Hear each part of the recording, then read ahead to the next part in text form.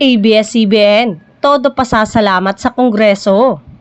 Todo ang pasasalamat na ipinarating ng ABS-CBN sa lahat ng kongresistang sumusulong na magkaroon ito ng bagong prangkisa. Suportado nga nila ang hakbang ng ilang mga miyembro ng Kongreso na bigyan ng prangkisang ABS-CBN para makapaghatid ng serbisyo sa lahat ng manonood lalo na at ang daming ganap sa ating bayan. Ito ay ayon sa mga opisyal ng kumpanya na dumalo sa briefing ng House Legislative Franchises Committee ukol sa franchise. Nagpapasalamat din po kami sa lahat ng mga miyembro ng Kongreso na naniniwala sa layunin ng ABS-CBN na maglingkod sa ating mga kapwa Pilipino.